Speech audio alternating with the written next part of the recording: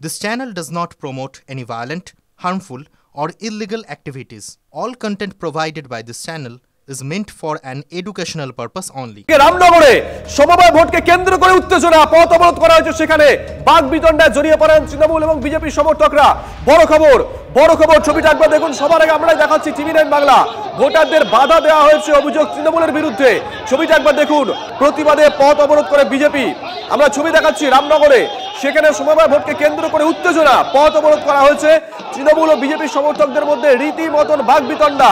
ছবিটা একবার দেখুন, এক্সক্লুসিভ TV9 বাংলার পর্দায়। মন্ডল সভাপতিকে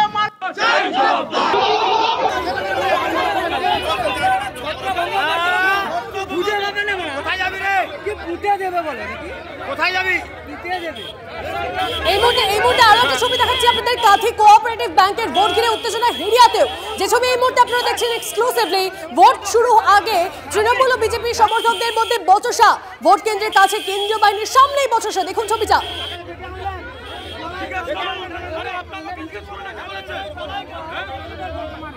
কোলাঘাট, সেখানেও একই ছবি। কোলাঘাটেও একই ছবি। তৃণমূল কর্মী সমর্থকদের বিরুদ্ধে বুথ জ্যামের অভিযোগ বিজেপির তরফে।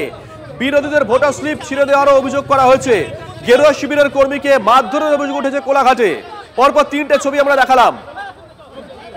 কনিষ্ক আমাদের সঙ্গে রয়েছেন, আমাদের সহকর্মী কনিষ্ক। সকালে তোমার সঙ্গে কথা হচ্ছিল, এই প্রথম কোন সমবায় নির্বাচনে সেন্ট্রাল ফোর্সকে আসতে হলো। আমরা প্রশ্ন তুলেছিলাম, অনেকেই প্রশ্ন তুলেছিলেন যে বাংলার নির্বাচনের সংস্কৃতি কোথায় দাঁড়িয়ে বোধহয় এই ছবি দেখিয়ে দিচ্ছে।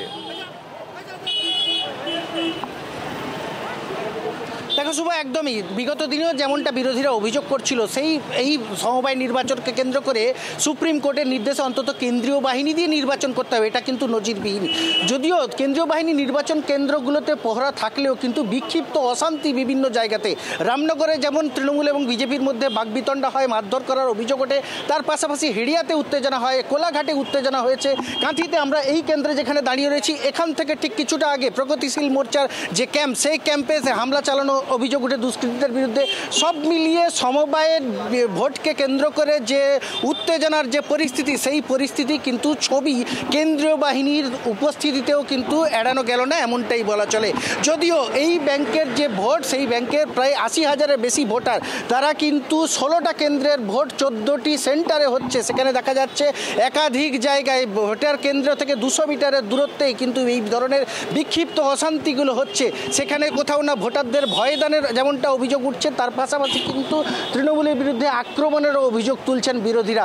সব মিলিয়ে দিনের শুরু থেকেই যে বিক্ষিপ্ত অশান্তি জেলা জুড়ে দেখা যাচ্ছে, তা দিনের শেষে কোন জায়গায়, অর্থাৎ দুপুর 2টো পর্যন্ত ভোট, 2টোর মধ্যেই যদি এই সেন্টারের ভেতরে যেসব ভোটাররা বা শেয়ার হোল্ডাররা তারা যদি প্রবেশ করে যান, তাহলে কিন্তু যতক্ষণ ভোটাররা থাকবেন ততক্ষণ ভোটদান পর্ব চলবে এবং সেটা শেষ হওয়ার পরেই কিন্তু কাউন্টিং হবে। কাউন্টিংয়ের পরেই সন্ধ্যেবেলা হয়তো ফল প্রকাশ হবে। কোথাও না কোথাও কাঁথি কোঅপারেটিভ ব্যাংকের ভোটকে কেন্দ্র করে যে একটা প্রেস্টিজ ফাইট, সেটা কিন্তু দীর্ঘদিন পরে কাঁথিবাসী অন্তত দেখছে।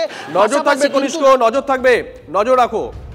আর দেখুন, কাঁথি সমবায় ব্যাংকের নির্বাচন, সুপ্রিম কোর্টের নির্দেশে কেন্দ্রীয় বাহিনীর ভোট।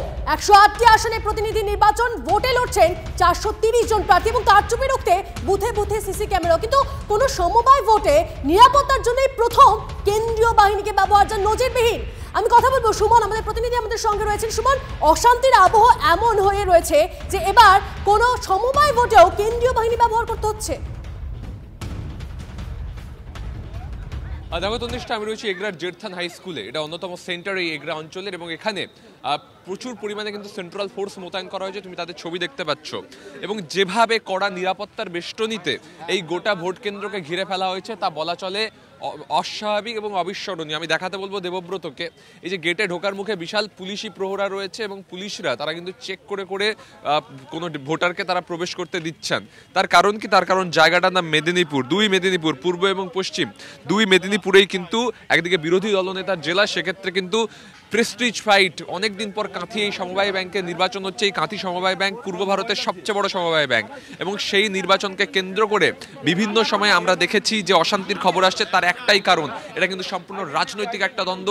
এই পূর্ব মেদিনীপুর এবং পশ্চিম মেদিনীপুর শুভেন্দু অধিকারীর গড় বলা হয়। সেই শুভেন্দু অধিকারীর গড়ে জোড়া ফুল ফোটাতে মরিয়া তৃণমূল। তাই সমবায় ব্যাংকের নির্বাচন থেকেই কিন্তু তারা ইঙ্গিত দিতে চাইছে, তারা বোঝাতে চাইছে যে আমরা এইখানে রিকভার করতে শুরু করেছে, জিততে শুরু করেছে এবং সেই জায়গা থেকে কিন্তু বারবার এই বছর একদম সুমন, পরিস্থিতি কোন দিকে যায় অবশ্যই আমাদের নজর থাকবে। আপাতত তোমাকে ধন্যবাদ সুমন, ধন্যবাদ কনিষ্ক তোমাকে।